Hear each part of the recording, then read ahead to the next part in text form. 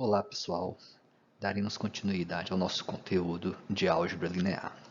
Hoje veremos sobre produto interno em espaços vetoriais. Vejamos a definição.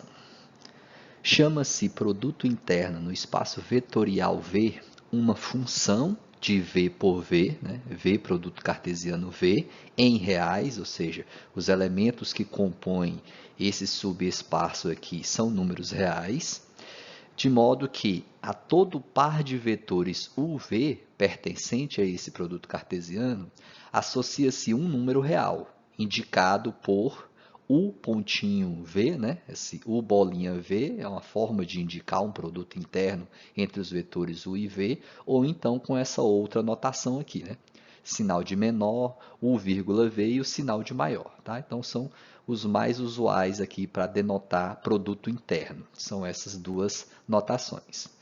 Tal que os seguintes axiomas sejam verificados, tá? Então, resumindo aqui novamente, o que é um produto interno?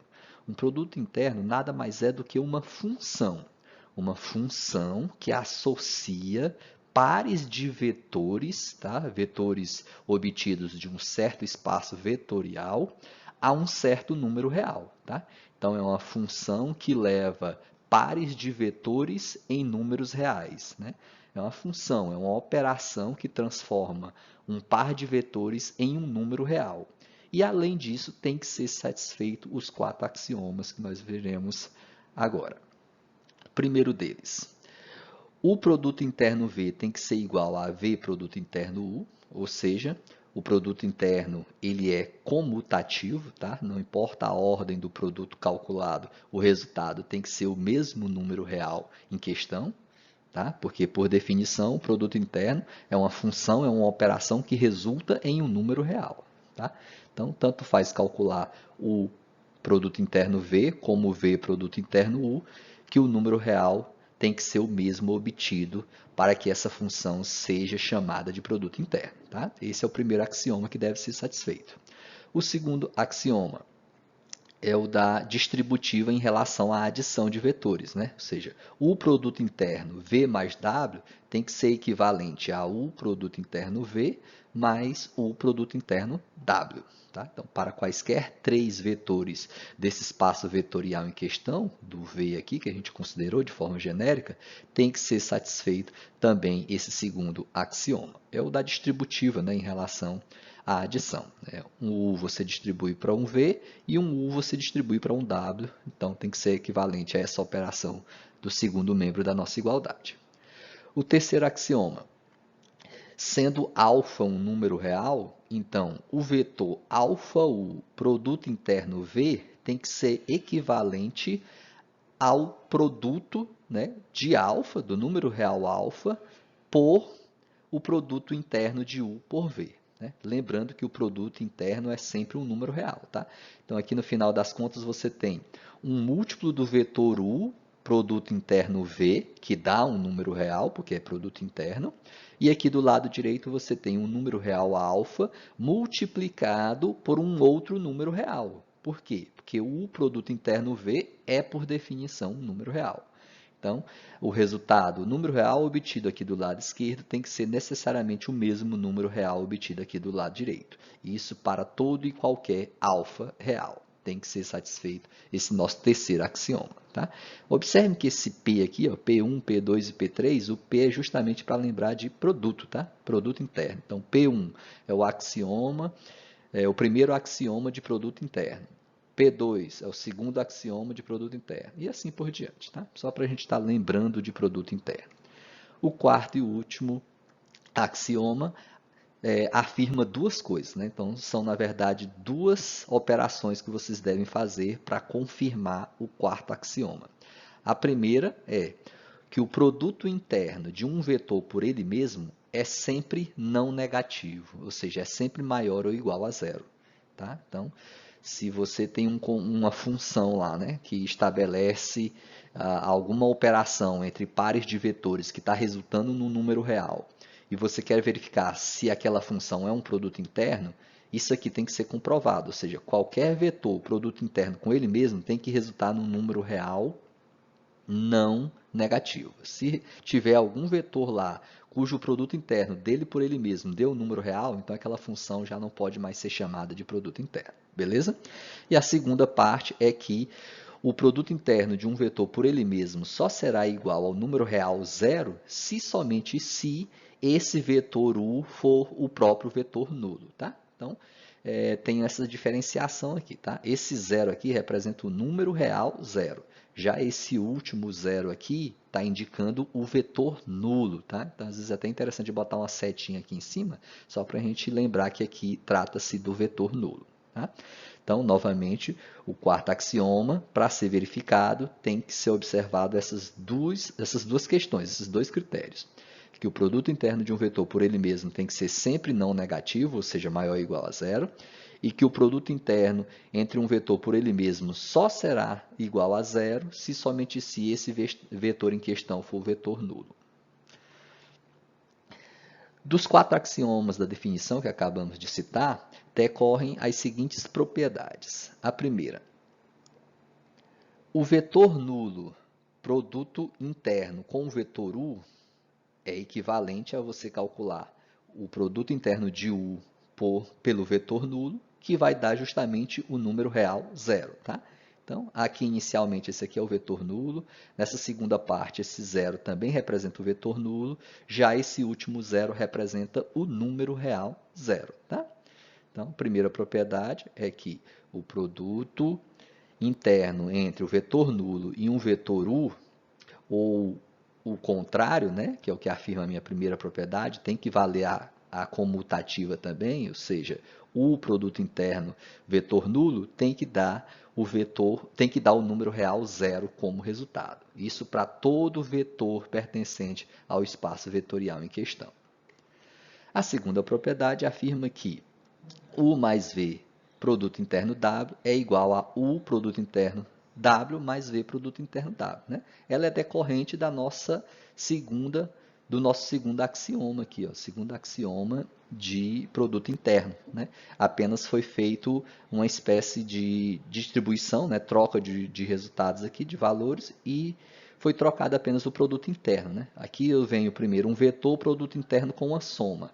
Agora está vindo aqui primeiro uma soma produto interno com um vetor. Mas lembra que o produto interno ele é comutativo, então esse W poderia vir primeiro, assim como esse parêntese poderia vir depois, tá? Então o resultado dá no mesmo. Segunda propriedade é decorrente do nosso segundo axioma. Tranquilo? Todas essas propriedades, pessoal, são cabíveis de demonstração a partir desses axiomas, a partir da definição de produto interno. Terceira propriedade afirma que o produto interno com o vetor αv, né, ou seja, um múltiplo de v, é equivalente a alfa multiplicado pelo produto interno de u por v, decorrente lá do nosso terceiro axioma. E a quarta propriedade afirma que o produto interno com a soma de vetores V1, V2, V3 até Vn é equivalente a o produto interno V1 mais o produto interno V2 mais o produto interno V3 até chegar o produto interno com o último vetor, ou seja, o produto interno Vn. Ou seja, a quarta propriedade está dizendo que vale a distributiva em relação a todos os vetores que estão aqui dentro do nosso parênteses, né? Ou seja, você pode pegar um vetor U, produto interno com cada um que estão aqui dentro do parênteses, já que aqui tem uma soma. Isso também serviria se isso aqui fosse uma subtração, tá? A nossa soma aqui é a soma algébrica, ou seja, ela também envolve a diferença, né? Ou seja, envolve a subtração. Bastaria, em vez de você considerar o vetor V1 como sendo o oposto dele, o vetor menos 1. No lugar do V2, seria o vetor V2 seria o menos V2, né? Então, assim você mostra que também vale para a diferença de vetores, tá? Ou seja, aqui nós na quarta propriedade só está estendendo a propriedade distributiva para mais de dois vetores aqui dentro do parênteses, né? Porque lá no axioma 2, nós só tínhamos uma soma de dois vetores, só que isso vale para 3, 4, 5, n vetores, beleza? Vejamos um exemplo. Considere o espaço vetorial V igual a R2, né? Então o espaço vetorial em questão aqui é o R2, conjunto de pares ordenados formado por números reais, né?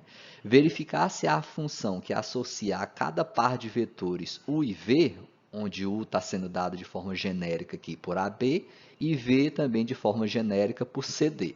Então, associa o seguinte número real, 3AC mais 4BD. Ou seja, a gente tem que verificar se essa função aqui, definida lá no R2, representa um produto interno, né?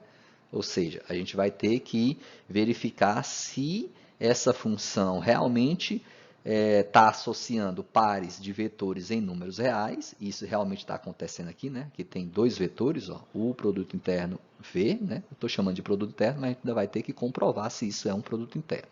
Igual a 3 vezes AC, A e C são números reais, mais 4 vezes BD. B e D são números reais, tá? Então, a soma de números reais resulta num número real. Então, essa primeira parte da definição aqui, a nossa função satisfaz, ou seja, ela está associando dois vetores a um número real. O número real é obtido por essa expressão aqui do segundo lado da minha igualdade.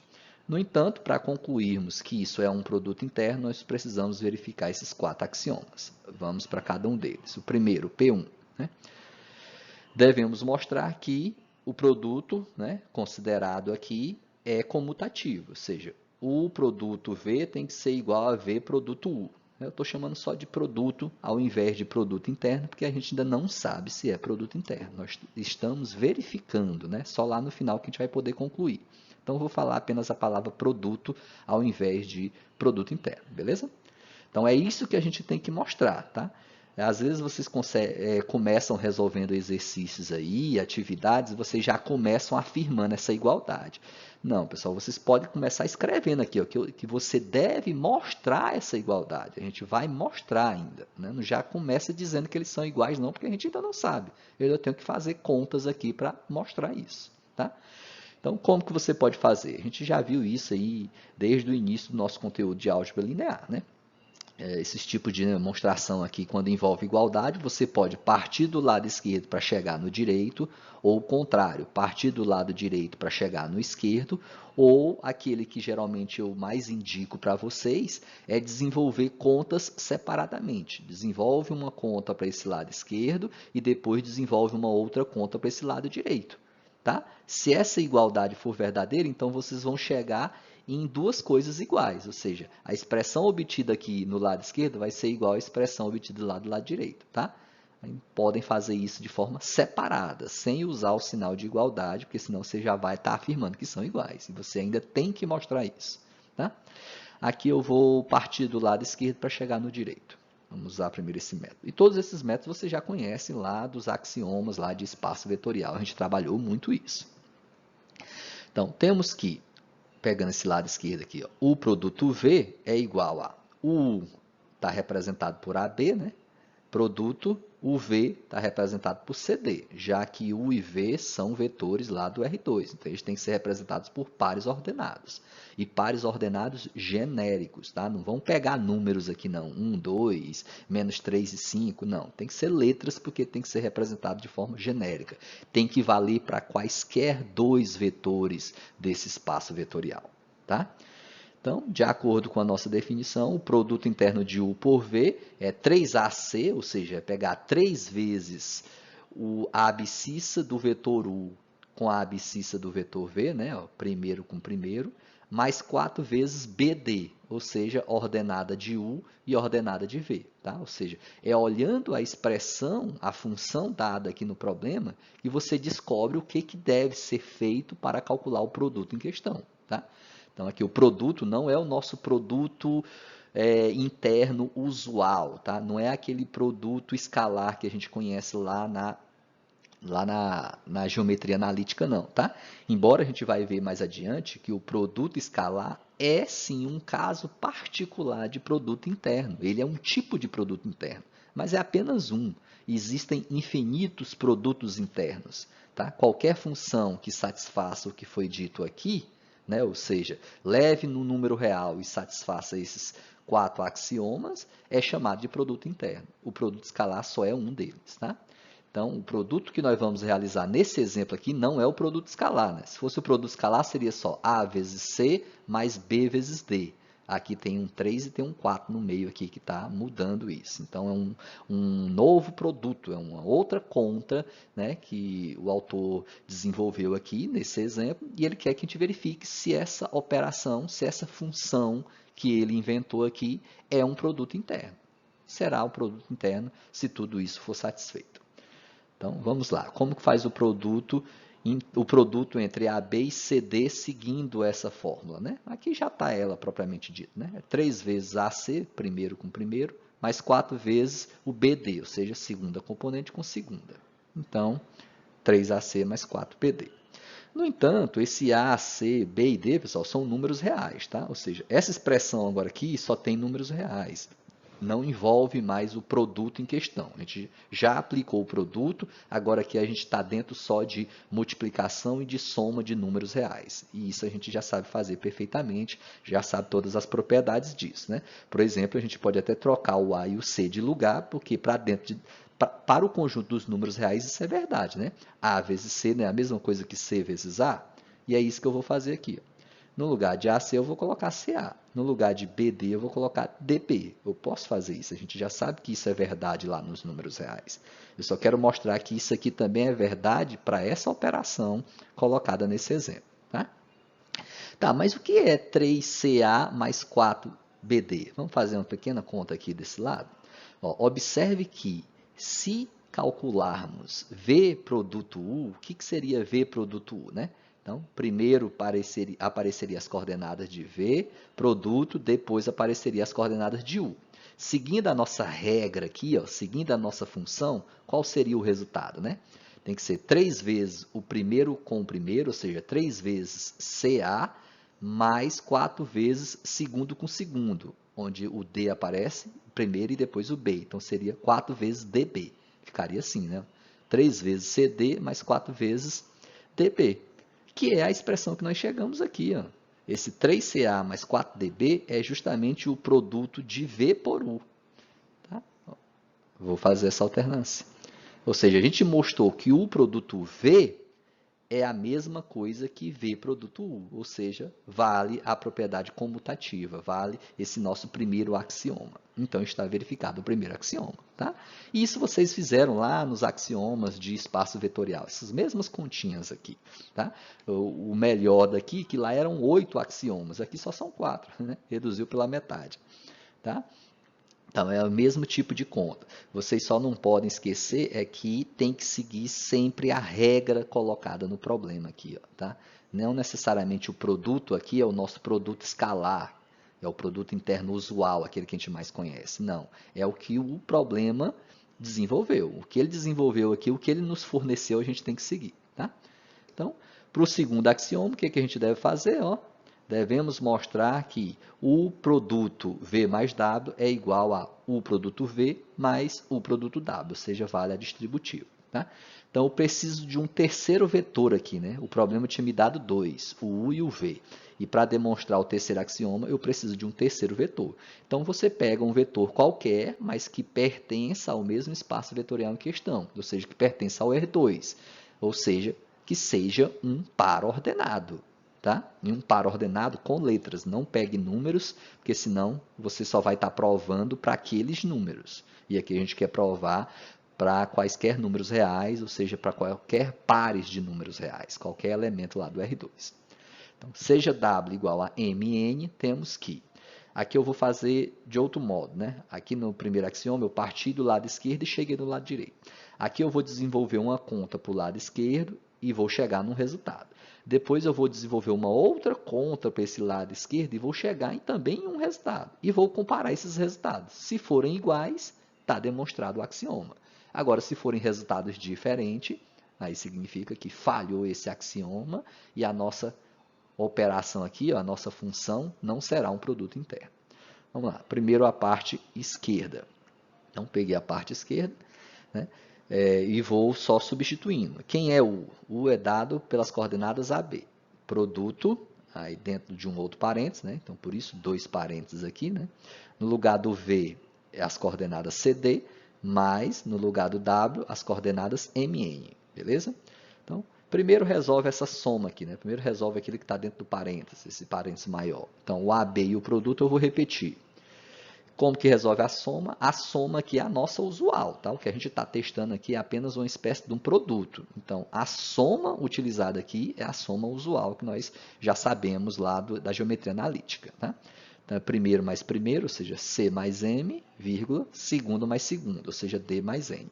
Pronto, agora aqui eu tenho um par ordenado e aqui eu tenho um outro par ordenado, tá? A primeira componente é C mais M, a segunda componente é D mais N. E vou calcular o produto entre esses dois. Como que se calcula o produto? Pega A e multiplica por CM e depois soma por B produto DN? É assim que se faz? Não, assim seria o produto escalar, né? O produto interno usual. E toda vez que aparecer um produto aqui, nós temos que nos ater a esse fato aqui, ó. Temos que seguir sempre essa regra dada no problema. O produto de dois vetores tem que ser 3 vezes o primeiro pelo primeiro, mais 4 vezes o segundo pelo segundo. Tá? Então, vai ficar 3 vezes A, né, o primeiro pelo primeiro, onde o primeiro é A e o primeiro daqui é C mais M. Então, é 3 vezes A vezes CM, mais 4 vezes segundo pelo segundo, ou seja, 4 vezes B vezes DN, D mais N, né? Ó, vai ficar assim. 3 vezes A dá 3A, que multiplica C mais M. Mais, ó, porque a operação está transformando esses pares de vetores agora numa expressão, que no final das contas é só um número real. Tá? Então, mais 4 vezes B vezes D mais N. E aqui agora só temos números reais, é uma expressão real, uma expressão de números reais. Então é só fazer os produtos. 3A vezes C mais 3A vezes M, tá? Vai dar essa expressãozinha aqui. Tá? 3AC mais 3AM mais 4BD mais 4BN, beleza? Não tem mais o que se fazer aqui. Então vamos lá para a segunda parte da minha igualdade lá. Ó. Vamos agora fazer uma continha com esse lado direito da minha equação. Aqui. Então, quem é o vetor U? AB. Produto, quem é o vetor V? CD. Mais, novamente, o vetor U, AB, produto, quem é o vetor W? MN. Tá? Então, vamos lá. Primeiro, você resolve o produto, tá? Não vai querer somar esse CD com o AB, não, tá? Você não pode fazer essa soma. Tá? Primeiro, resolve-se o produto e, por último, a soma. Beleza? A não ser nesse caso aqui. Ó. Nesse caso aqui eu resolvi primeiro a soma. Por quê? Porque essa soma estava dentro de parênteses. E numa expressão a gente sabe que aquela operação que está dentro de parênteses tem que ter, no caso a gente tem que dar preferência, tem que começar resolvendo pelo aquilo que está dentro do parênteses. Aqui nós não temos esse parênteses aqui envolvendo o CD e o AB ao mesmo tempo. Então começa-se pelo produto. Então o produto de AB por CD, né, é o mesmo dado aqui, né? Que é o de U por V, de U por V. É essa expressão aqui. Ó. 3 vezes o primeiro pelo segundo, mais 4 vezes o segundo pelo segundo. Né? Mais, e o produto W vai pegar 3 vezes o AM, mais 4 vezes o BN. Né? Ou seja, vai dar essas expressões aqui. Ó. 3 vezes AC, mais 4 vezes BD, mais 3 vezes AM, mais 4 vezes Bn, ou seja, sempre seguindo a nossa lei aqui, a nossa função. Deu essa expressão, tá? Observe, será que essa expressão é a mesma anterior? Lembrando que essas expressões representam números reais, né? É a mesma, ela só não está na mesma ordem. Vamos tentar colocar? Tem como colocar essa expressão na mesma ordem que aquela? Tem, né? Ó, é só pegar esse 4BD aqui, ó, o 4BD que está vindo aqui na segunda parcela, jogar lá para a terceira. Não é isso? Só trocar esses dois aqui. Né? Quando eu troco esses dois de lugar, ó, vai ficar exatamente a mesma expressão lá. Então, como essa operação resultou nessa expressão e essa outra operação resultou na mesma expressão, então essas duas operações são iguais. Ou seja, confirmou, então, né, você mostrou o que você disse que deveria mostrar. Né? Ou seja, confirmou-se aqui o nosso segundo axioma. Beleza? Ó, está verificado o segundo axioma.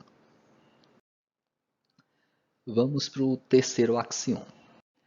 Devemos mostrar que sendo alfa um número real, né? Então o vetor alfa, o produto V, é equivalente ao número real alfa multiplicado por o produto V, né? Ou seja, também dentro desse parênteses aqui, lembra que resulta em um número real se isso aqui for um produto interno, né? Que é o que foi dado lá no início da questão. Né? Lá afirma que o produto V dá uma expressão, né? Que era 3AC mais 4BD, e isso é um número real, sim. Tá? Então vamos fazer um pouco mais rápido, tá? Sem tantos detalhes, porque a gente já viu tudo isso aqui de forma bem parecida lá nos axiomas de espaços vetoriais, que senão o nosso vídeo fica muito extenso. E aqui isso teoricamente é um conteúdo que vocês já têm domínio, porque a gente já viu bastante isso aqui lá em espaços vetoriais, beleza? Tá. Então, eu tomei o lambda como sendo o número real no lugar do alfa, tá? Porque na escrita aqui, como o vetor U tinha coordenadas AB, então o alfa e o A são muito parecidos, tá? Então, em vez de alfa, eu peguei um lambda, beleza? Só para isso. Pode ser qualquer letra grega aqui para diferenciar dos números reais que eu já usei. Tá? Então, para não ficar alfa A, onde a letra alfa é muito parecida com a letra A, eu peguei lambda, tá? Então, seja lambda pertencente aos reais, temos que lambda, vou pegar nessa parte esquerda aqui, ó, tá? E botando o lambda no lugar do alfa. Lambda U, produto com V, é igual a lambda U. Como é que eu multiplico um número real pelo vetor U? Tá? Como é que se multiplica um número real por um vetor? Você pega o número real e multiplica por cada uma das componentes do vetor. Né? O vetor U tinha coordenadas AB. Então, o lambda multiplica A e o lambda multiplica B. Então, vai resultar no vetor lambda A, lambda B. Tá? Aqui é o produto simples de um número real por um vetor, viu? Não é o produto lá estabelecido no nosso exemplo, não. Aí, agora sim, a bolinha é o produto estabelecido lá na questão com o vetor V. E quem é o vetor V? Com as coordenadas dele é CD. Aí agora sim eu aplico o produto, né, estabelecido lá na questão. Como que se faz ele? É 3 vezes primeiro com primeiro, mais 4 vezes segundo com segundo. Né? Então vai ficar 3 vezes lambda A mais vezes C, né? Mais 4 vezes lambda B vezes T. Vai dar essa expressãozinha aqui, beleza? Mas aqui só tem números reais, né? Uma expressão de números reais. A gente já sabe trabalhar com isso aqui perfeitamente. Observe que, se colocarmos o lambda em evidência, nós vamos ter isso aqui, né? Lambda 3AC mais 4BD. Tá, mas o que representa esse parênteses? Quem é esse número real aqui? Não é justamente o número real, o produto V? Não é justamente o número real que é a expressão lá do nosso problema, é a função que leva ao número real, né? O número real é esse aqui, ó, 3AC mais 4BD. Ou seja, ele é justamente o U produto interno V. Certo? Ou seja, a gente partiu do lado esquerdo aqui e chegamos no lado direito. Tá? A única diferença é que aqui era alfa e agora aqui está lambda, que eu já expliquei por que eu usei o lambda. Né? Então, o vetor lambda U produto V é igual a lambda vezes o produto V. Dá no mesmo. Ou seja, está verificado aí o terceiro axioma. Tá? Vocês poderiam ter feito que nem eu fiz lá no segundo axioma também, tá? Desenvolver uma conta só para esse lado esquerdo, aí de forma separada desenvolve lá outra conta para o lado direito e vocês vão chegar na mesma expressão, que vai ser essa aqui. Ó. Chegando na mesma expressão, você mostrou que elas são iguais. Já o quarto e último axioma, devemos mostrar duas coisas, né? Que o produto interno de um vetor por ele mesmo é sempre maior ou igual, que o produto de um vetor por ele mesmo é sempre maior ou igual a zero, e além disso, que o produto de um vetor por ele mesmo só será igual a zero se somente se esse vetor for o próprio vetor nulo daquele espaço vetorial em questão. Vamos para a primeira parte. Temos que, né, vamos calcular o produto interno desse vetor por ele mesmo e vamos mostrar que o resultado lá é sim maior que zero. Então, o produto interno U significa AB produto AB, né? Eu falei produto interno, mas a gente ainda não sabe se é produto interno. Então, vamos chamar só de produto, que é igual a. Então, se é um produto que nós vamos calcular aqui, esse produto tem que seguir a nossa função lá do problema. Então, é 3 vezes o primeiro pelo segundo, ou seja, 3 vezes A, mais 4 vezes o segundo, a segunda componente pela segunda componente. Então, 4 vezes B, B, que dá 3A ao quadrado mais B ao quadrado. Tá, mas essa expressão 3a ao quadrado mais b ao quadrado, para quaisquer que sejam os números reais a e b, sempre será maior ou igual a zero. Não é isso? Né? O menor valor que essa expressão assume é aquela em que A for zero e B for zero, que aí vai dar zero mais zero e dá zero. De toda forma, está satisfazendo o nosso critério, que aqui diz que é maior ou igual a zero. Né? Agora, se você botar, por exemplo, números negativos no lugar de A e B, como eles estão ao quadrado, vai dar positivo, vezes 3, mais outro positivo, vezes 4. A soma de dois positivos, com certeza, dá um número positivo, um número maior que zero. Ou seja, realmente, para qualquer que seja o vetor U lá do R2, calculando esse produto mediante essa operação, o resultado é um valor real que é sempre não negativo. Então, está verificado nosso primeiro critério do quarto axioma. Vamos para o segundo critério. Né? Então, aqui é um se somente se. Né? Então, teoricamente, você teria que supor isso aqui verdade para chegar nessa parte aqui. E o contrário, depois supor isso aqui verdade para chegar nessa parte. Tá? Mas a gente consegue fazer isso num único cálculo, usando equivalências. Né? Ou seja, eu vou partir desse lado esquerdo e vou chegar aqui a única forma de resolver o que vai ser gerado aqui, a equação que vai ser obtida aqui, é se esse U for o vetor nulo. Então, se a única forma for essa, você já vai estar provando a equivalência, ou seja, numa única conta. Tá? Então, vamos partir para esse lado aqui. Então, eu estou admitindo isso aqui verdade. Né? Eu tenho que o produto U é igual a zero. Né? Mas quem é o vetor U tem coordenadas AB. Então, AB produto AB é igual a zero. Então, vamos aplicar, vamos resolver esse produto. Como que se resolve esse produto? Usando lá a função do nosso problema, é 3 vezes A mais A, não, 3 vezes A vezes A, né? Mais 4 vezes B vezes B, que dá 3A ao quadrado mais B ao quadrado, e prosseguindo a nossa equação aqui, está dizendo que ela é igual a zero. Tá? Então, como que a gente vamos obter os valores de A e B que satisfazem essa equação? Quais são os valores possíveis para A e B de tal maneira que essa equação seja verdadeira, ou seja, que o resultado aqui dê zero? Né? Essa equação ela só é satisfeita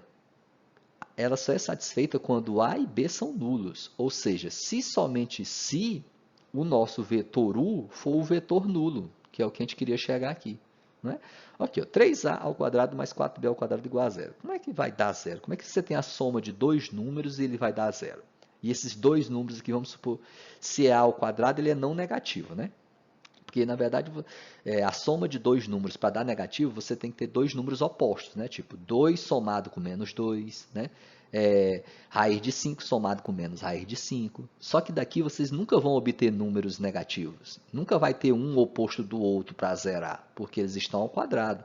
Então, a única forma disso aqui zerar é se esse primeiro termo for zero e esse segundo termo for zero. E esse primeiro termo só é zero se A for zero. E esse segundo termo só é zero se B for zero. Que aí sim, 0 mais 0 dá zero. É a única solução dessa equação. Né?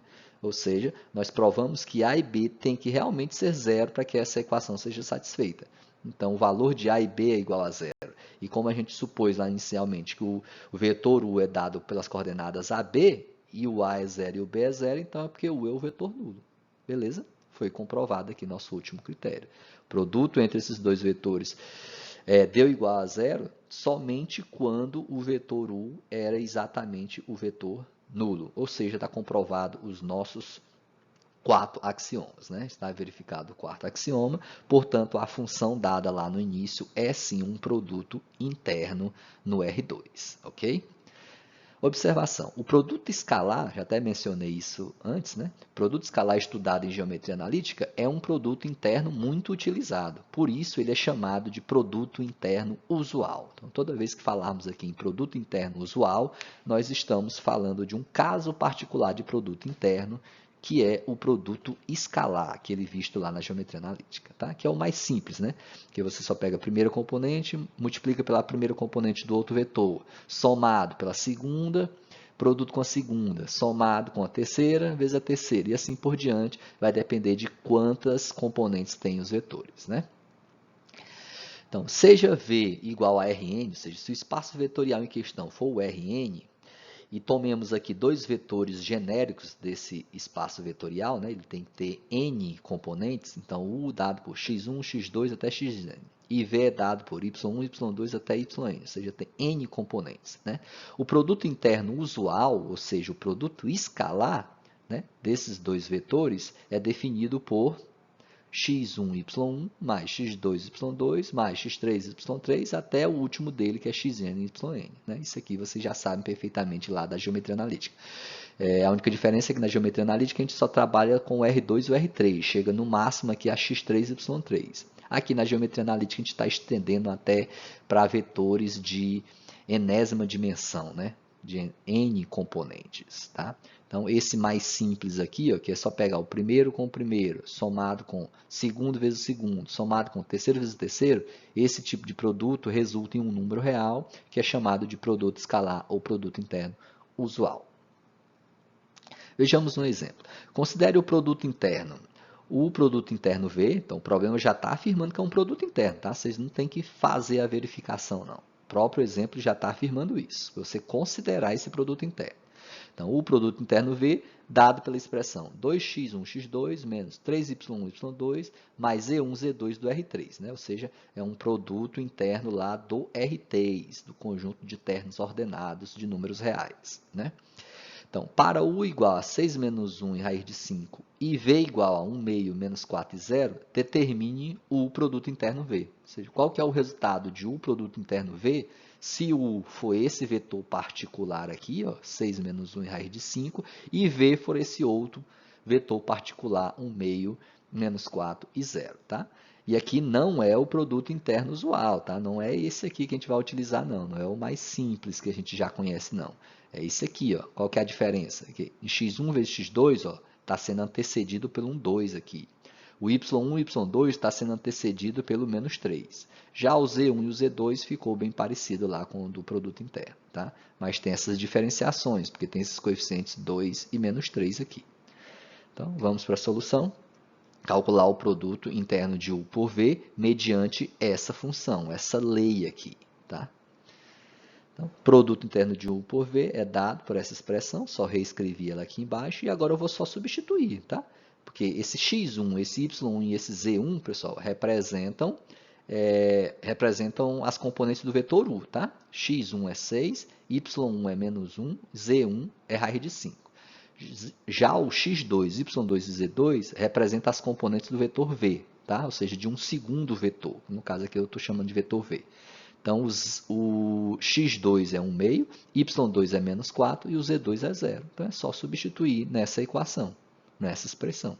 Então, 2 vezes 6 vezes 1 meio, menos 3 vezes menos 1 menos 4, mais a raiz de 5 vezes 0. Beleza? Aqui, ó, x1 é 6, ó, a abscissa do primeiro vetor. x2 é 1 meio, a abscissa do segundo. Menos 3 vezes menos 1 é a ordenada do primeiro vetor.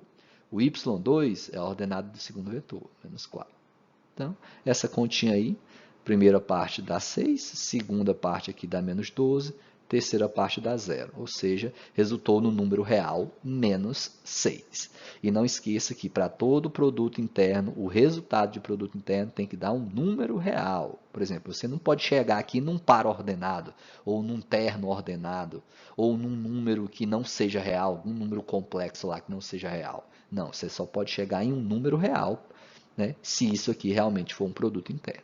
Beleza? Portanto, o produto interno de U por V é igual a menos 6, né, se o produto interno for esse estabelecido aqui no nosso problema. Vejamos agora a respeito de espaços vetoriais euclidianos. Primeira definição. Um espaço vetorial real, ou seja, um espaço vetorial que está sobre os números reais, né? Ou seja, as suas componentes dos seus vetores são números reais, de dimensão finita, no qual está definido um produto interno, qualquer que seja ele, é um espaço vetorial euclidiano. Tá? Então, novamente, o que é um espaço vetorial euclidiano? É qualquer espaço vetorial real no qual está definido algum produto interno. Beleza? Então, neste capítulo, a gente vai considerar apenas espaços vetoriais euclidianos. Tá? Então, de agora em diante, até o final aqui desse capítulo de dessa nossa aula de hoje, capítulo de espaços vetoriais e produto interno, né? A gente vai estar considerando sempre espaços vetoriais euclidianos, ou seja, são espaços vetoriais sobre os números reais de dimensão finita e que tem definido pelo menos um produto interno, ok? Então, toda vez que a gente for dar qualquer definição aqui que falar de um espaço vetorial V, esse espaço vetorial V é um espaço vetorial euclidiano, tá? Então, módulo de um vetor, a gente já conhece isso lá da geometria analítica, né? Mas na geometria analítica só dá o módulo de um vetor do R2 e do R3, né? De pares e de ternos ordenados. Aqui a gente vai pegar para qualquer espaço vetorial em questão e para qualquer produto interno. Não é só o produto escalar, é para qualquer produto interno. Então, dado um vetor V de um espaço vetorial euclidiano Vzão, chama-se módulo, norma ou comprimento de um vetor o número real não negativo definido por. Essa é a notação, né? Duas barras com vetor no meio, significa módulo do vetor V, ou norma de V, ou comprimento de V. E ele é obtido calculando a raiz quadrada do produto interno desse vetor por ele mesmo, tá? Então, você tem que estar sempre atento a qual produto interno o problema está se fornecendo. Se for o usual, beleza, calcula. Se for outro, siga a operação, siga a função desse outro, tá? Definimos agora o que é distância entre vetores, também algo já conhecido lá da geometria analítica no R2 e no R3. Mas para cá, a gente vai definir para qualquer espaço vetorial euclidiano e para qualquer produto interno, não apenas o escalar. Então, chama-se distância entre dois vetores, ou também chamados de pontos, U e V, o número real definido por. Né? Ou seja, chama-se distância entre dois vetores U e V, o número real definido por. Então, a notação que a gente vai utilizar é essa aqui, tá? du, V significa distância entre U e V, que vai ser dado pelo módulo, ou norma, ou comprimento do vetor U menos V, né? Do vetor diferença U por V. Okay? Então, quando a gente tiver que calcular a distância entre dois vetores, você primeiro calcula a subtração, a diferença entre eles, a diferença usual, que nós já sabemos, e você vai obter um vetor. Né? Ao calcular a diferença entre dois vetores, você obtém um terceiro vetor, que é o vetor diferença. Depois disso, você calcula o módulo dele, ou seja, a raiz quadrada do produto interno dele por ele mesmo, mediante o produto interno dado no problema. Algumas observações. Se o módulo do vetor U, ou seja, se o comprimento do vetor U é igual a 1, isto é, se o produto interno de U por U é igual a 1, então U é chamado vetor unitário. Né? Lembrem disso aqui, essa definição também é lá da geometria analítica e da álgebra linear. Uma pergunta que poderia servir é a seguinte, né? O que é módulo do vetor U? É a raiz quadrada de U produto interno U, né? E isso ele está dizendo que é igual a 1. E por que aqui não tem a raiz quadrada? Né? Porque se o módulo for igual a 1, você extrair a raiz quadrada em ambos os lados, na verdade, o módulo é a raiz quadrada. Se você elevar ao quadrado ambos os lados, você elimina a raiz. E 1 ao quadrado permanece 1. Tá? Então, por isso que eu não coloquei raiz aqui. Ó. Raiz quadrada de U, produto interno, U. Tá? Porque se você levar ambos os lados ao quadrado, você elimina a raiz, fica só o produto interno U igual a 1. Tá? Então, essa verificação aqui é mais fácil, não precisa de raiz. Tá? Então, toda vez que você quer verificar se um vetor U é unitário, é só calcular o produto interno dele por ele mesmo. Se der o número real 1, ele é unitário. Se der qualquer outro número diferente de 1, ele não é unitário. Beleza? E costuma-se dizer, nesse caso, que esse vetor U está normalizado. Tá? Todo vetor que tiver como comprimento a unidade, ou seja, todo vetor que é unitário, a gente afirma que ele está normalizado, tá? Que vem de norma. Tá? E nesse caso aí é porque o comprimento dele é justamente a unidade, o comprimento dele é igual a 1. Segunda observação, todo vetor não nulo V pertencente ao espaço vetorial em questão, Vzão, pode ser normalizado fazendo a seguinte operação. Né? Você pega esse vetor V e divide ele pelo módulo dele, pelo seu comprimento, né? Então, quando você pega as coordenadas de um vetor e divide cada uma dessas componentes pelo comprimento dele, você obtém um outro vetor, que eu estou chamando aqui de vetor U, e esse vetor U, com certeza, é um vetor unitário, é um vetor normalizado, né? Essa operação a gente já conhece lá da geometria analítica também, né? Toda vez que a gente quer achar, que lá a gente afirmar assim, dado um vetor V qualquer, sempre é possível, a partir dele, obter um vetor unitário. E como que você obtém esse vetor unitário? Pegando as coordenadas desse vetor e dividindo pelo módulo dele, ou seja, dividindo pelo comprimento dele. Tá? E o que você vai obter é sempre um outro vetor, tá? Não é mais o vetor V que tinha inicialmente, é um outro vetor, mas esse outro vetor é unitário e foi obtido a partir do vetor inicial V. Ok? Propriedades do módulo de um vetor, né? O módulo de um vetor é sempre maior ou igual a zero, tá? Essa é uma propriedade, todas elas são cabíveis de demonstração, mas essa aqui é decorrente direta da nossa definição aqui, ó, de que o módulo de um vetor é a raiz quadrada do produto interno dele por ele mesmo. Isso aí você consegue estar mostrando que ele é sempre maior ou igual a zero, tá? Olhando lá os axiomas de produto interno também, você sempre vai conseguir fazer isso, né? Então, é só, se tivesse que demonstrar, era só você aplicar a definição de módulo, que seria módulo de V aqui. Raiz quadrada de V, produto interno V. Elevaria ao quadrado ambos os lados da igualdade, para você eliminar essa raiz, tá? Para você eliminar a raiz, e você vai comprovar, né? Para quaisquer que sejam as coordenadas desse vetor V, em qualquer espaço vetorial que você tiver, você nunca vai obter um número negativo, né? Sempre vai dar um valor ao quadrado lá, mais outro ao quadrado, isso nunca vai dar negativo. Tá? E isso é uma propriedade do módulo de um vetor, é a primeira delas. Tá? Então, o módulo de um vetor é maior ou igual a zero para todo V pertencente ao espaço vetorial em questão. E outro detalhe é que o módulo de um vetor, ou seja, um comprimento de um vetor, é zero se somente se o vetor em questão for o próprio vetor nulo daquele espaço vetorial. Segunda propriedade é que o módulo do vetor αv, né, ou seja, um múltiplo do vetor v, é equivalente ao módulo desse número real α vezes o módulo desse vetor, vezes o comprimento desse vetor. Tá? Tanto faz calcular esse módulo como o produto desses dois módulos, que você vai obter o mesmo número real em ambos os lados da igualdade. Terceiro axioma, terceira propriedade, afirma que o módulo do produto interno de U por V é sempre menor ou igual a esses módulos separados, né? Ou seja, o módulo de U vezes o módulo de V. Isso para todo o V pertencente ao espaço vetorial em questão. Também é uma propriedade vista lá na geometria analítica, a gente até demonstrou ele lá de forma até geral, né? A gente estava no R2 e no R3, mas a gente acabou demonstrando de forma geral, ou seja, acabamos demonstrando essa operação aqui, tá? O nosso livro demonstra aí de uma outra forma, porque o produto aqui não é o produto escalar, né? É o produto interno, é qualquer produto interno. A gente não pode afirmar que esse aqui é o produto escalar. Não tem. Você tem que fazer a demonstração para qualquer que seja o produto interno. Então, você tem que tomar de forma generalizada.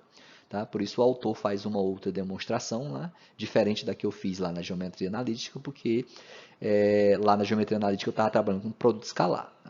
Tá? E a gente consegue obter essas demonstrações no livro. Eu não quis trabalhar elas aqui porque ficaria muito extensa a nossa aula. Tá? Acho que não vem ao caso, e no livro a demonstração está bem detalhada lá. Vocês podem dar uma olhada, beleza? A quarta propriedade também a gente viu lá na geometria analítica, que o módulo da soma de dois vetores é sempre menor ou igual à soma dos módulos. Né? Daqui decorre a seguinte afirmação lá do R2 e do R3, né? Que a soma de dois lados de um triângulo, é sempre maior, né, do que o terceiro lado. Maior ou igual. No caso da igualdade, é quando a gente não vai ter um triângulo em si, né? Não é formado um triângulo. A gente vai ter vetores lineares, vetores colineares, né? Vão ser vetores múltiplos do outro. Aí, nesse caso, sim, consegue-se chegar na igualdade. Agora, quando eu digo que o sinal da igualdade fica só maior, a gente cai lá na desigualdade triangular, né? Que é aquela que afirma que a soma de dois lados de um triângulo é sempre maior do que o terceiro lado. Beleza? Então, todas essas demonstrações vocês conseguem obter lá no livro, nas páginas 114 e 115, no livro que eu passei para vocês, tá? É interessante que vocês dêem uma olhada, mas a gente já tinha discutido sobre isso lá na geometria analítica, é até similar.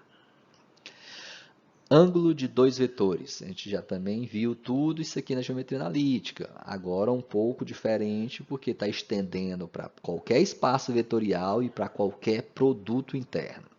Então, uma consequência das propriedades que a gente viu anteriormente aqui, de módulo de um vetor, é que o cosseno de um ângulo é igual a U produto interno V dividido pelo comprimento de U vezes o comprimento de V. Isso com θ variando de 0 a π radianos ou de 0 a 180 graus, onde esse θ é, de acordo com a nossa definição, o ângulo entre os vetores U e V. Também uma forma conhecida lá na geometria analítica e que está sendo estendida aqui para a nossa álgebra linear. Corresponde ao mesmo, tá? No livro também é dado lá uma justificativa por que o cosseno de θ vale realmente essa expressão. É interessante que vocês dêem uma olhada.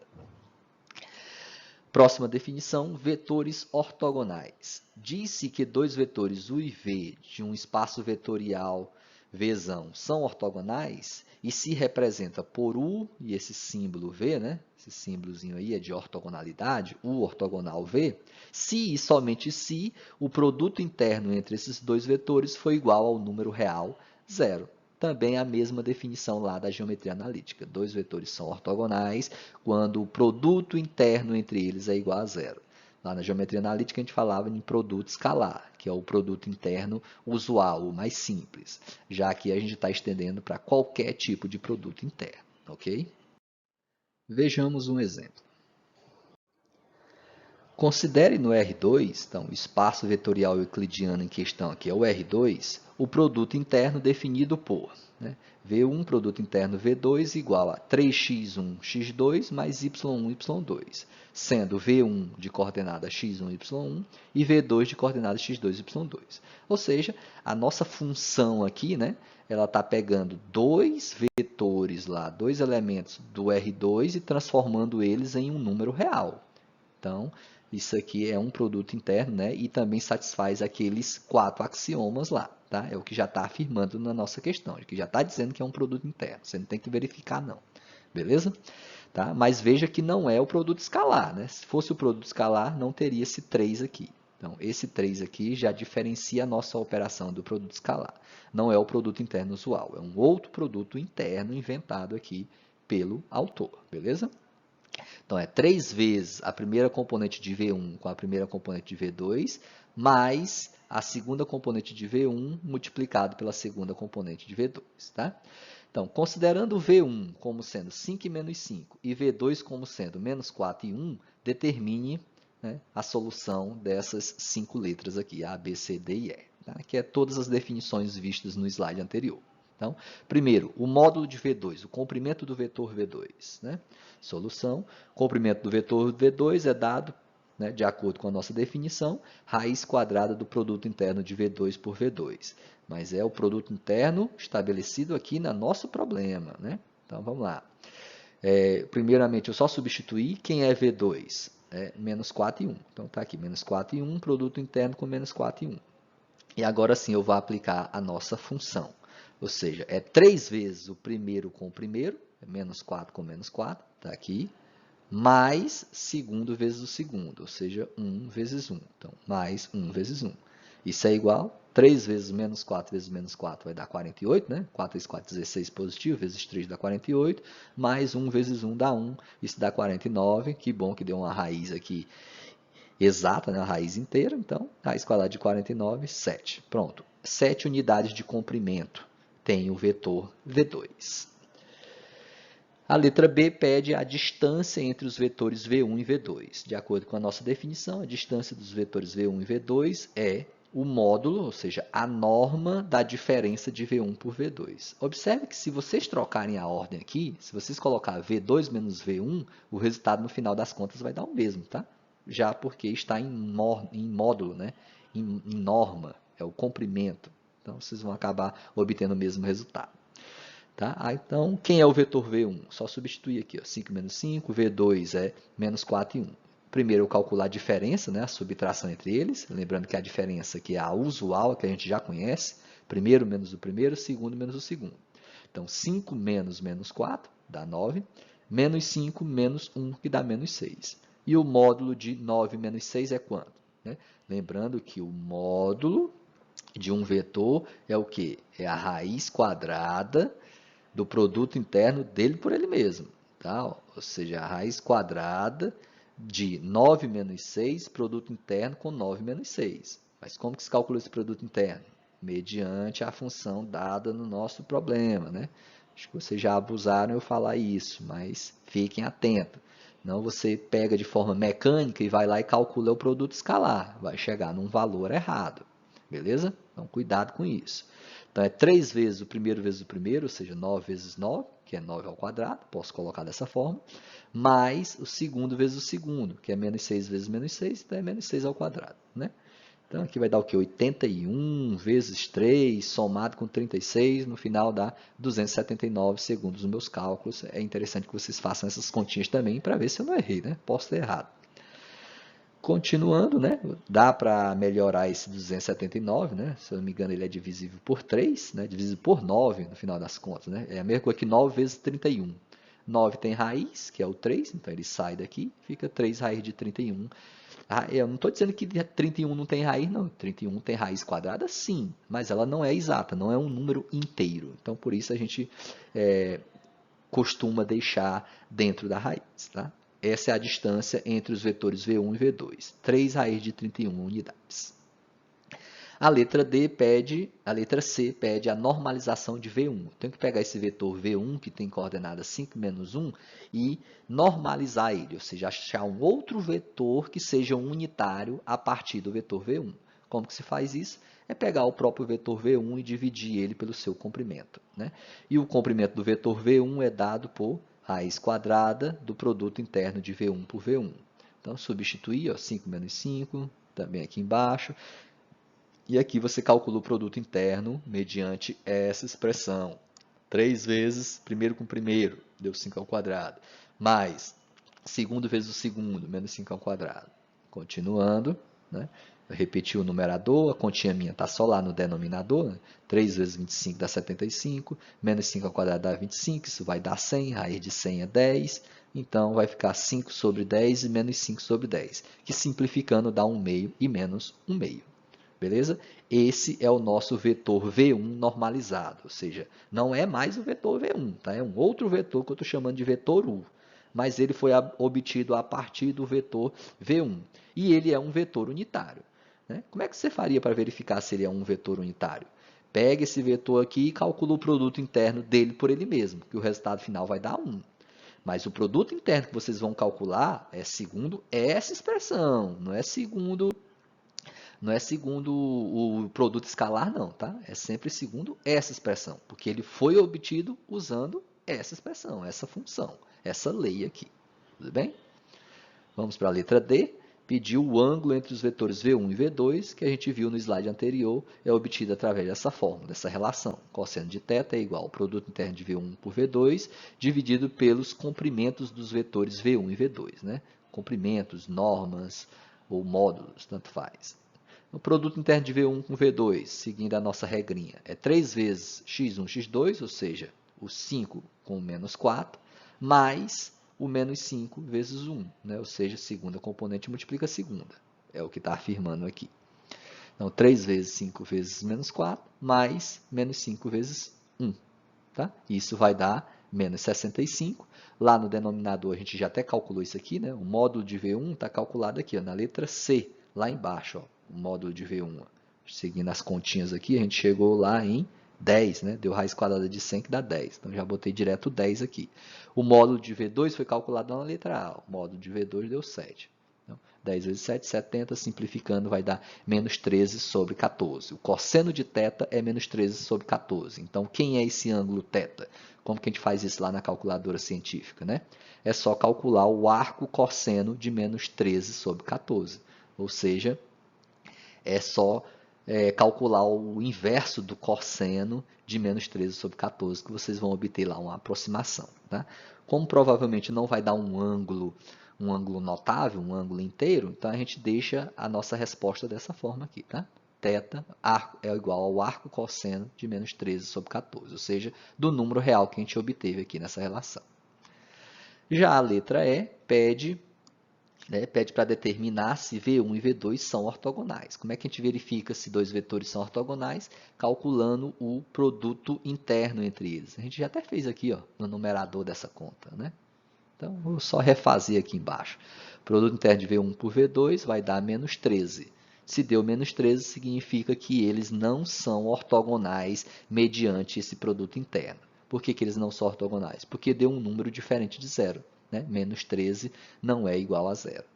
Se chegasse em zero, aí sim você poderia afirmar que V1 e V2 são ortogonais. Então, logo, V1 e V2 não são ortogonais. Prosseguindo com o nosso estudo, vejamos agora sobre conjunto ortogonal de vetores. Então, definição. Diz-se que um conjunto de vetores V1, V2, V3 até Vn, contido em um certo espaço vetorial euclidiano V, é ortogonal se dois vetores quaisquer distintos são ortogonais. Isto é, VI produto interno VJ foi igual ao número real zero para todo I diferente de J. Ou seja, para quaisquer dois vetores escolhidos aqui dentro, ao calcular o produto interno entre eles, o resultado dá sempre zero. Tá? Então, se servir, não é só para dois não, tá, pessoal? A gente diz para quaisquer dois. Então, se você tem um conjunto aqui, por exemplo, com três vetores, você vai ter que testar o V1 com V2, o V1 com V3 e o V2 com V3. Se você tivesse quatro vetores, você vai ter que testar todos eles 2 a 2, tá? Primeiro com segundo, primeiro com terceiro, primeiro com quarto. Segundo com terceiro, segundo com quarto. E depois o terceiro com quarto. E todos eles têm que dar zero. Se der zero, aí sim você afirma que todo aquele conjunto é ortogonal. Tá? Então, um conjunto é dito ortogonal se para quaisquer dois vetores desse conjunto o produto interno entre eles for igual a zero. Tá? E quando ele diga para I diferente de J, porque se I for igual a J, aí você está calculando o produto interno de um vetor por ele mesmo, VI por VI. No caso aqui, se eu escolhesse o V2, então V2 produto interno V2 teria que dar zero. Mas ele só vai dar zero se V2 for o vetor nulo, tá? O que não é a questão aqui.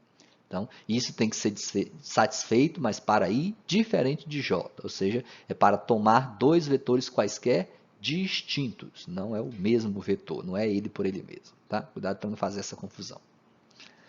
Um exemplo.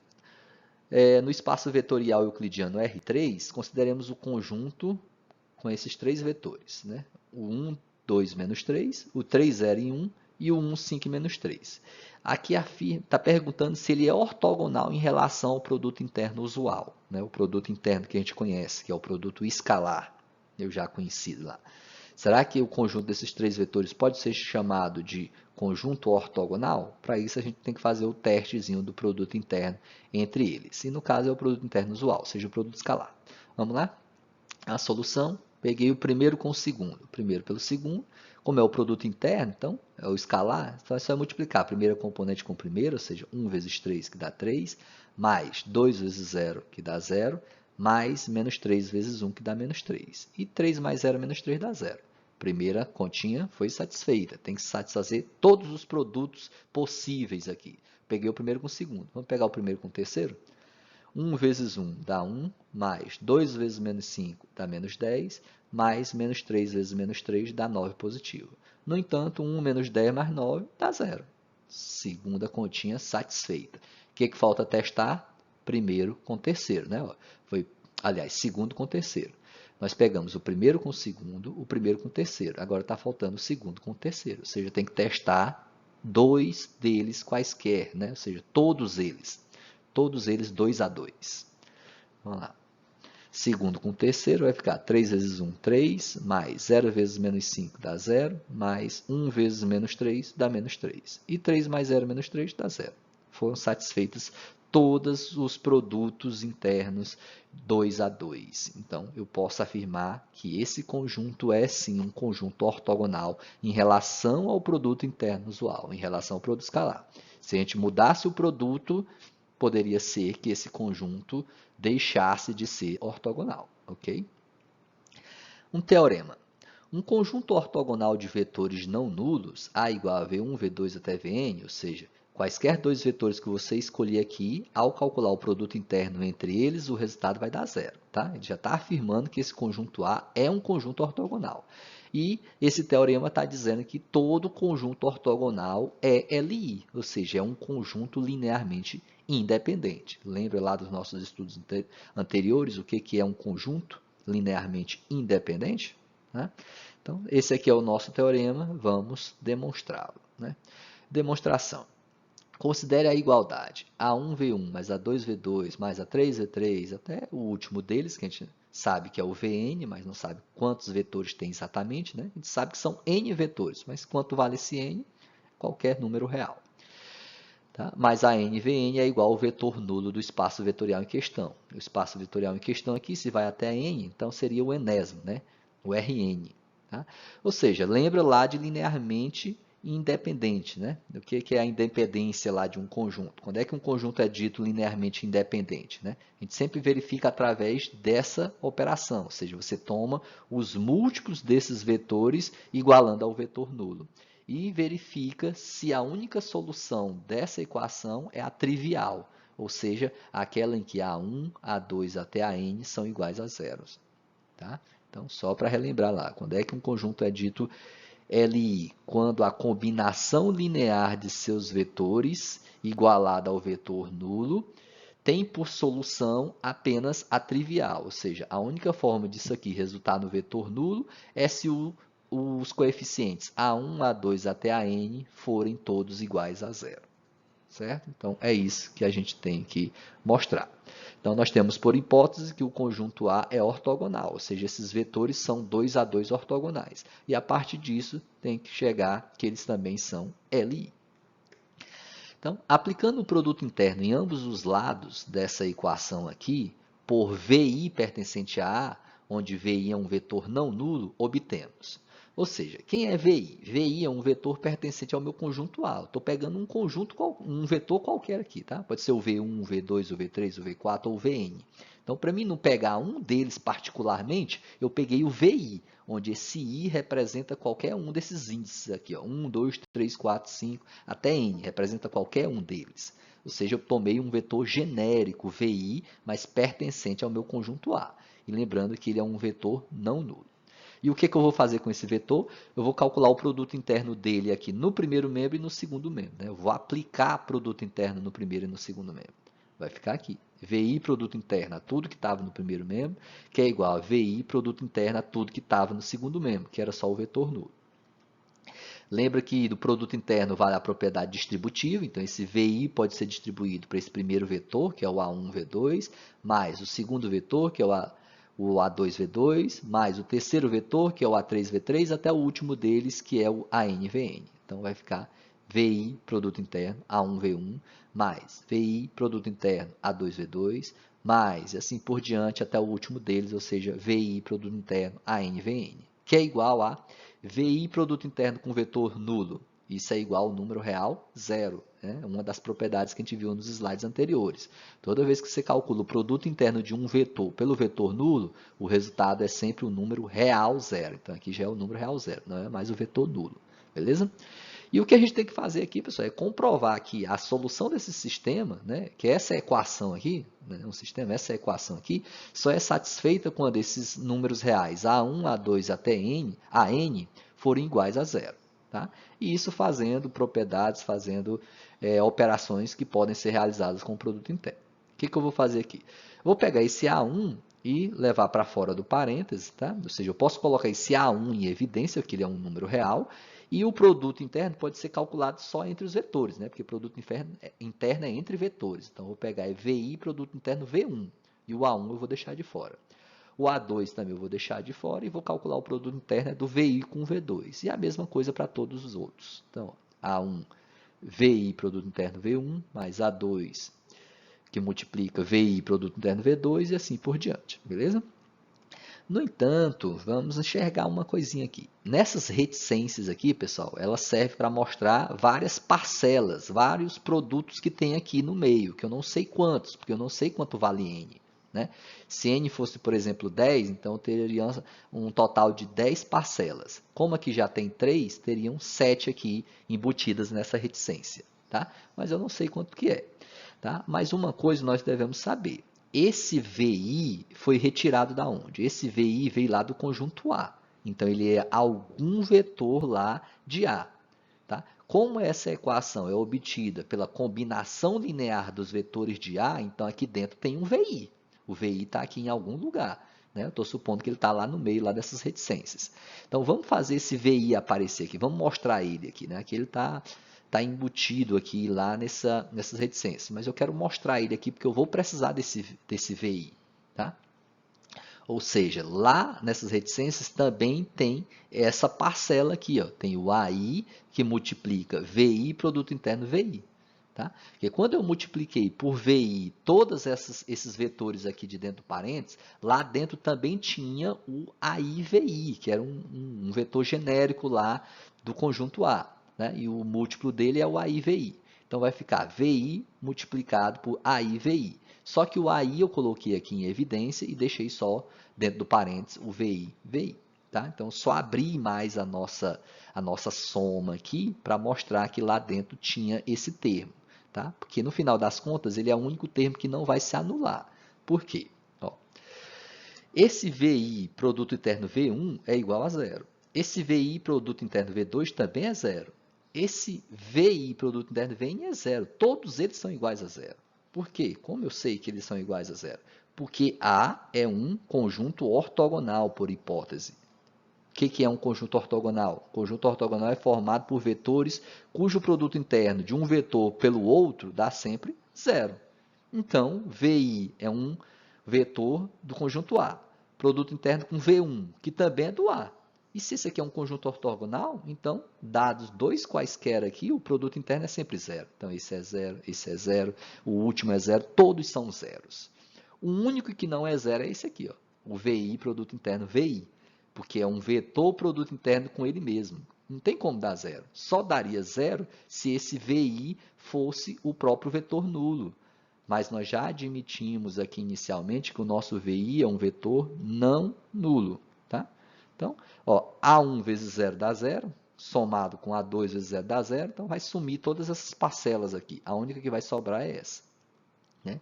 Então, aqui eu coloquei a minha justificativa. Por que só vai sobrar essa aqui? Né? AI VI vezes produto interno VI igual a 0. Porque essa primeira se anulou, essa segunda se anulou, a terceira, a quarta, até essa enésima vai se anular. Só não vai se anular essa cujo VI está produto interno com ele mesmo. Né? Aí eu justifiquei aqui. Por que isso ocorre? Porque VI, produto interno VJ, é igual a zero para todo I diferente de J. Ou seja, dados dois vetores distintos, o produto interno é sempre igual a zero devido ao fato de A ser um conjunto ortogonal. Beleza? Então, a nossa equação agora se resumiu a essa. Tá, agora vamos analisar ela. Eu tenho um produto de dois itens que dá igual a zero. Né? Eu posso imaginar isso aqui como sendo duas variáveis. Né? A primeira é a que está fora do parênteses, a segunda é a que está dentro do parênteses. Tem que dar igual a zero. Quando é que um produto de duas variáveis dá igual a zero? Quando pelo menos uma delas é igual a zero. Né? Ou esse primeiro é igual a zero, ou esse segundo, que é o meu parênteses, é igual a zero. É a única forma de nossa resposta dar zero. Tá? No entanto, essa VI produto interno VI não é igual a zero. Acabei de falar isso agora há pouco. Por que VI produto interno VI não é igual a zero? Porque só daria zero se o VI fosse o vetor nulo. E aqui está dizendo que ele não é o vetor nulo. Então, ele vai dar algum número real lá maior do que zero no final das contas. Né? Algum número real lá que não pode ser o vetor nulo. Né? O produto interno dele por ele mesmo. A gente viu em propriedades anteriores que isso é sempre maior ou igual a zero. E só será igual a zero quando esse vetor for o próprio vetor nulo. Se ele não é o vetor nulo, então isso aqui não desse parênteses aqui não vai sair o nosso zero. Então, como é que essa conta vai dar zero? Então, quem tem que ser zero é o nosso AI. Aqui está a charada do nosso problema. Né? Então, como VI produto interno VI é diferente de zero, já que o VI é diferente do vetor nulo, então a última igualdade, que é essa que a gente viu aqui, implica em AI igual a zero, ou seja, o resultado da nossa solução aqui, por essa equação, a única coisa que tem que realmente ser igual a zero aqui é o nosso AI. Então, o AI é igual a zero. No entanto, pessoal, esse izinho aqui foi construído inicialmente para representar qualquer um dos índices, 1, 2, 3, 4, 5 até n. Ou seja, esse AI tem que ser igual a zero para qualquer um dos nossos coeficientes aqui, ó, da nossa equação inicial. Ou seja, A1 é zero, A2 é zero, A3 é zero, até o AN é zero. Isso significa que a única solução da nossa equação é a trivial. Se a única solução da nossa equação construída dessa forma é a trivial, então é porque esse conjunto A é LI. Portanto, A é linearmente independente. Beleza? Vejamos um exemplo aí para encerrar nossa aula de hoje. Seja V igual a R3, ou seja, o espaço vetorial euclidiano em questão é o R3, e o seguinte produto interno, né? x1, y1, z1, produto interno com x2, y2, z2, igual a 2x1, x2, mais 3y1, z2, mais z1, z2. Ou seja, ele está dizendo que calcular o produto interno entre esses dois elementos quaisquer lá do R3 deve ser calculado de que forma? Você tem que pegar duas vezes o primeiro pelo primeiro, mais 3 vezes o segundo pelo segundo, mais o terceiro vezes o terceiro. Ele ensinou como calcular o produto, né, entre esses dois vetores. Vejam que não é o produto interno usual, não é o produto escalar, é um outro produto que ele inventou aqui. No entanto, é um produto interno porque relaciona dois vetores a um número real, né, transforma eles em um número real e que satisfazem aqueles 4 axiomas lá de produto interno. Então, dado isso, determinar um vetor unitário, né, um vetor cujo o comprimento dele seja igual a 1, e que esse vetor também seja ortogonal aos vetores U e V. Né? Tem que ser simultaneamente ortogonal a U e a V. Tem que ser ortogonal a esses dois vetores U e V. Tá? Então, você tem que achar um terceiro vetor, vamos chamar de um vetor W, de tal maneira que esse vetor W seja ortogonal a U, também seja ortogonal a V, e que, ao mesmo tempo, ele seja unitário em relação a esse produto interno aqui. Tá? Então, vamos usar as definições vistas anteriormente aí para chegar nesse vetor em questão, nesse vetor W em questão. Né? Não necessariamente o vetor W, eu vou começar com um vetor W aqui, mas provavelmente eu vou mudar a nomenclatura dele no desenvolvimento do meu cálculo. Tá? Então, a solução. Seja W, então, lembrando que W é um vetor do R3, né? Já que o primeiro, o U e o V também são do R3, o W tem que ser. Né? Você não pode pegar de um espaço vetorial diferente do que está sendo dado na questão. E eu vou tomar ele de forma genérica. Né? Eu poderia chamar ele aqui de ABC, né? Que o autor preferiu chamar de XYZ. Então, seja W igual a XYZ, tal que W seja ortogonal a U e W também seja ortogonal a V. Né? Ele pediu que a gente encontrasse um vetor que fosse ortogonais a esses dois. Aí depois a gente pega, depois que achar esse vetor que seja ortogonal a U e a V, a gente normaliza esse vetor, ou seja, acha o vetor unitário pedido aqui. Tá? Mas primeiro vamos achar o vetor W, que é ortogonal a U e V. E a gente está chamando ele de forma genérica, as coordenadas dele de x, y, z. Ou seja, a gente tem que achar quanto vale esse x, quanto vale esse y e quanto vale esse z para que o vetor W seja ortogonal a U e V, mediante esse produto interno aqui.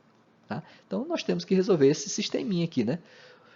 Se U é ortogonal, se W é ortogonal a U, é porque o produto interno de W por U tem que dar o número real zero.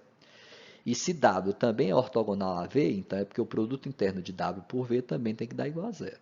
Ou, substituindo aqui, o W é x, y, z, o U é 1, 2 e 0. W, x, y, z, o V é 1, 1 e 1. Todos têm que dar igual ao número real zero. Né? E aqui faz o produto. Só não confunda com o produto escalar. Tem que seguir esse produto. Então, fazendo o produto, nós vamos ter o primeiro deles aqui, ó, x, y, z, produto interno com 1, 2 e 1. Vai dar, segundo a minha conta, segundo a nossa função estabelecida aqui, é duas vezes primeiro com primeiro, ou seja, duas vezes o x vezes 1, só que x vezes 1 dá x, então fica 2 vezes x. Mais 3 vezes segundo com segundo, que é y e 2, só que y vezes 2 dá 2y, né?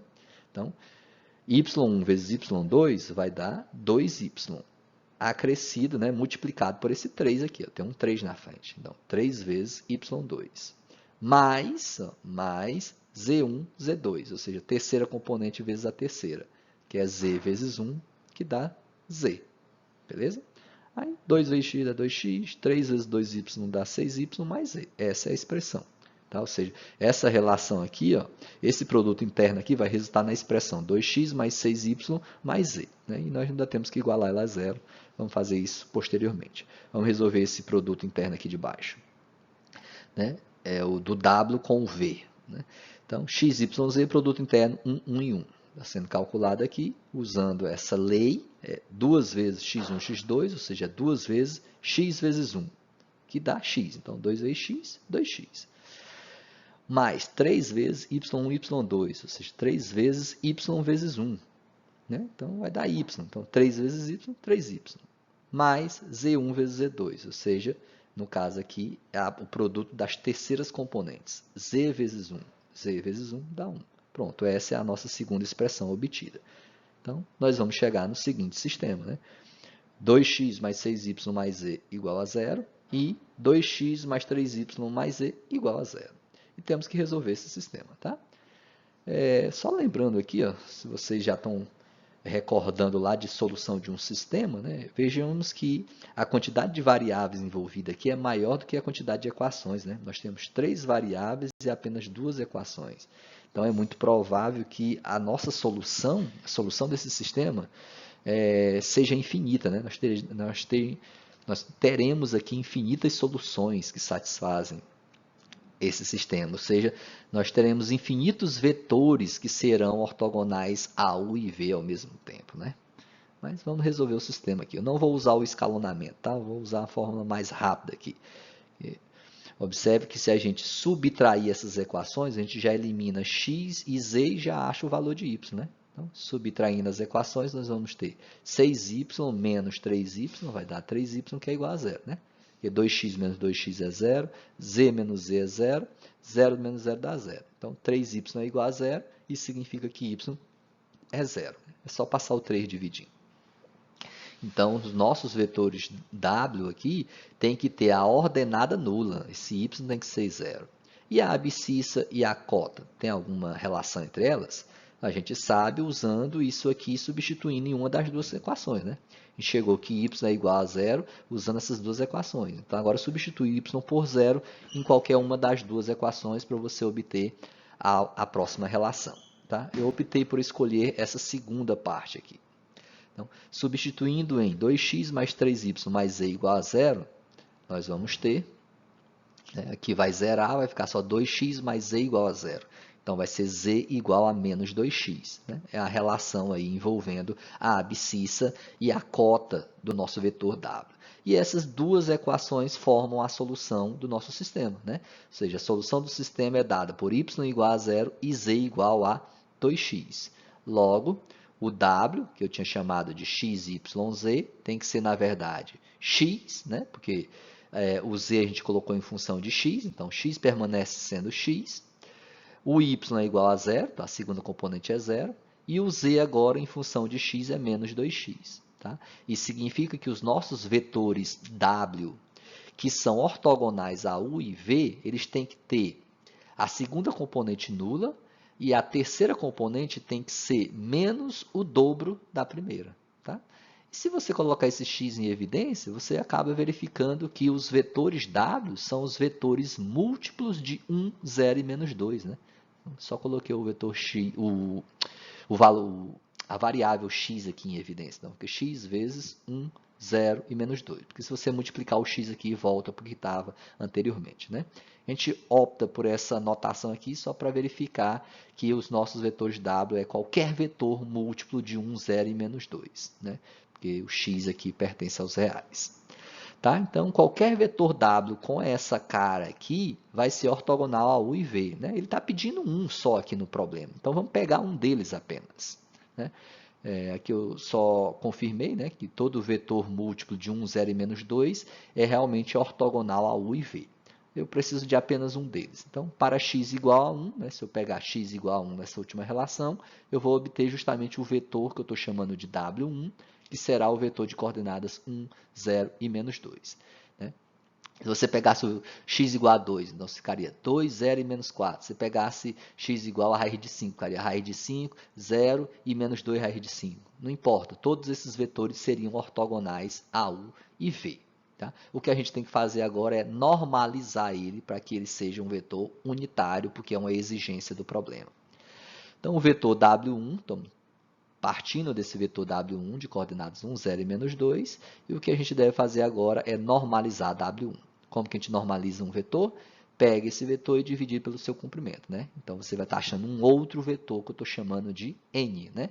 Ou seja, o final, o vetor que vai resolver o meu problema não é o vetor W em questão, né? O vetor W ele é apenas, que tem essa cara aqui, ó, o vetor W é apenas ortogonal a U e V, mas não necessariamente ele é unitário. Quem vai ser unitário é o meu vetor N agora, né? Ou seja, é um desses vetores W aqui normalizados. Eu optei por esse. Então, vamos normalizar ele. Então, lembrando que o módulo de W1 é a raiz quadrada do produto interno de W1 por W1. E o produto interno usado é esse aqui, ó, tá? Não é o usual. Então, só substituir quem é W1, 1, 0 e menos 2. Produto interno dele por ele mesmo vai ser 2 vezes o primeiro com o primeiro, que é 1 vezes 1. Então, 2 vezes 1 ao quadrado, mais 3 vezes o segundo com o segundo, que é 0 vezes 0, ou seja, 3 vezes 0 ao quadrado, mais terceiro vezes o terceiro, né? Não tem outro número multiplicando aqui, é só 1. Então, terceiro vezes o terceiro, ou seja, menos 2 vezes menos 2, que é a mesma coisa que menos 2 ao quadrado, né? Fazendo as continhas, nosso denominador aqui vai dar raiz de 6. Né? Essas coordenadas divididas por raiz de 6, que é até algo um pouco estranho, né? Nem sempre a gente pega. Como é que se calcula a divisão de coordenadas por um número real? Né? A gente pode até imaginar que seja uma multiplicidade. Né? Aqui teria o número real 1 sobre raiz de 6 multiplicado pelo vetor 1, 0 e menos 2. Poderia ser visto dessa forma. É a mais utilizada. Mas essa aqui também, desde que você faça corretamente, não está errada. Né? Porque o que vai ser dividido por raiz de 6? Cada uma dessas componentes. Ou seja, 1 sobre raiz de 6, 0 sobre raiz de 6, que dá 0, e menos 2 sobre raiz de 6. Pronto. Esse é o nosso vetor N procurado. Né?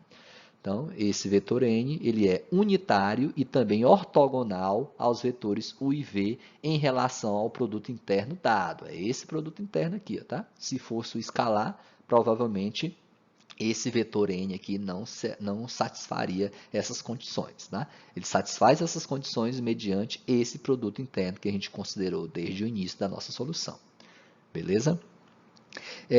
Observe que eu estou deixando a raiz no denominador, mas se vocês quiserem também pode racionalizar, né? Multiplicar e dividir por raiz de 6 para estar racionalizando, né? Normalizando, não, racionalizando as nossas frações aqui, ou seja, tirando as raízes dos denominadores, tá? Mas pode ser deixado assim também, beleza? Estudem aí, façam as listas de exercício e vamos nos preparar para a nossa avaliação. Bom estudo!